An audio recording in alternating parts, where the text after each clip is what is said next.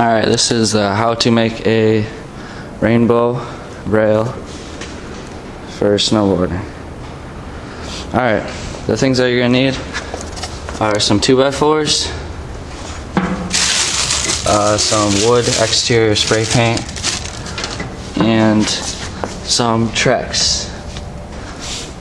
Also, you'll need some screws, and I got the 3 1/8 inch, and it's the 6 lobe drive. It just helps out. Here, I'll show you. Oops. It just helps out. It doesn't slip as much. Use a clamp. You're gonna need a clamp to clamp your pieces together when they're warping.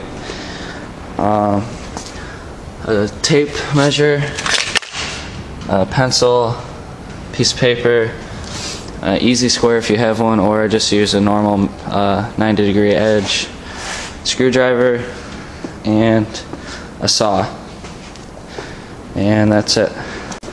Alright, the first thing you want to do is warp your wood. Figure out a bend that you want. Once you find your bend, you put a piece of wood or whatever you have. You can put a tire in there or whatever, and then set some heavy stuff on the end. I just use whatever I had, and then let that warp for 24 hours. You don't need to put any water or anything on it, and that's pretty much all you need to do for warping it. Alright, once you have your wood warping, you're going to want to start cutting out some pieces.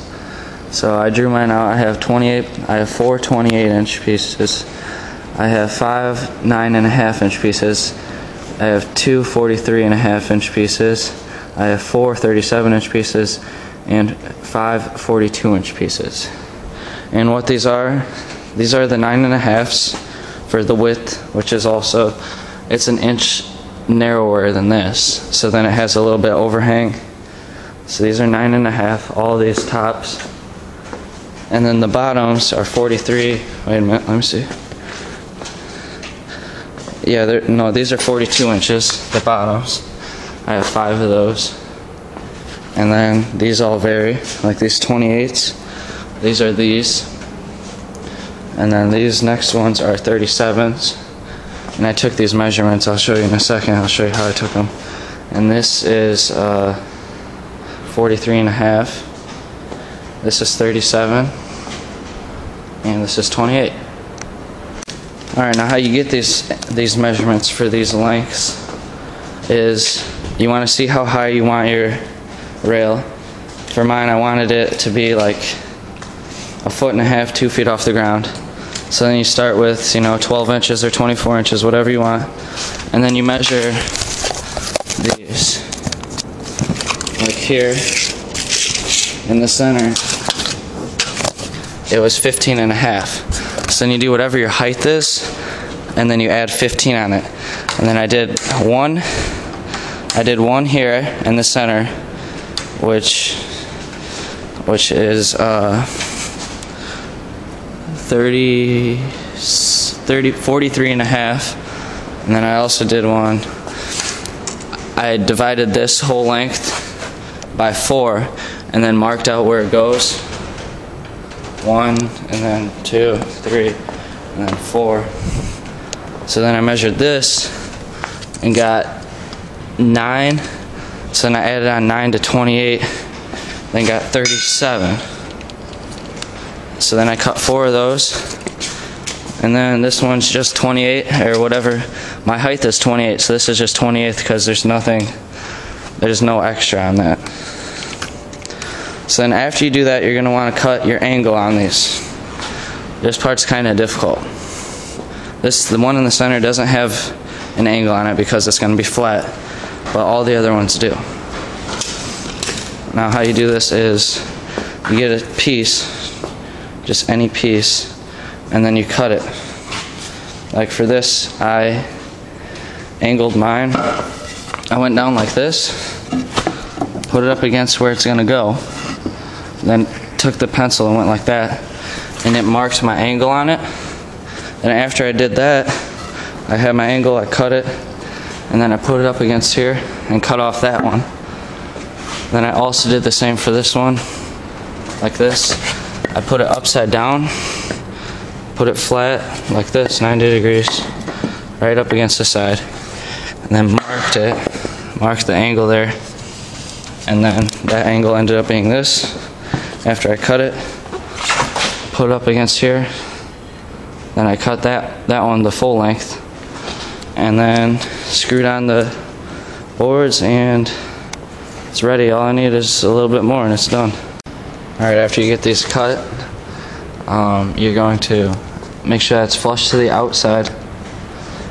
Then the countersink your screws just a little bit, like 1/4 of an inch to 1/8 of an inch, so that it gives you a good hold and that it's not touching the trex when you put the trex on. Then once you do that, you get your base, which is the bottom right there, and you screw it in. You need to mark center on it. This is 42 inches, so I marked it at 21. And then I had a 6-inch piece that I cut, which is the center here, is 6 inches. And then you bring that all the way down, line that up center. Then you hold these two, bring those in, and then you screw it. Alright, after you get the bend and all your pieces cut out, what you're going to do is you're going to lay out a flat piece of trex underneath it, so then you can see how long the whole thing needs to be. Now you're going to want a little tiny bit of an overhang. So like here I got like 142.5 inches, so I cut it down to 139. So then you put this tape measure, pull it out completely straight, connect it to one end, and then run your pieces completely right next to it, all the way to your length. So then that will show you that they are perfectly in line.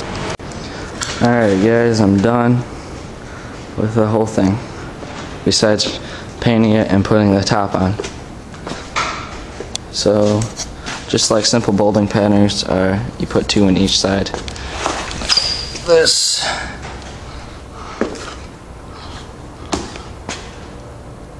And then I took this 2x4x7 and then put it across on that side. Then I did the other side on this side. Then did one across the middle, connecting the middle 3. And then I did one connecting these 3, doing an A-frame from these 2, and then connecting those 3. So yeah, it looks pretty sweet. All I gotta do now is just paint it, and then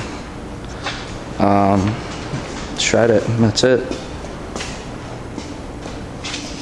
And I used total of, well, it was perfect. I used this whole box of nails, perfect. Didn't have any break or strip, and yeah, it was perfect. I used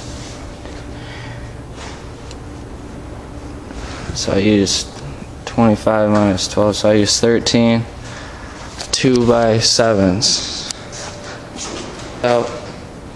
All I gotta do is screw on the top and paint it, and then I'm done. That's it. See ya. I added some paint on it. This is after you get it all warped. It still holds the bend pretty well. I'm gonna put it on and then show you how to countersink it.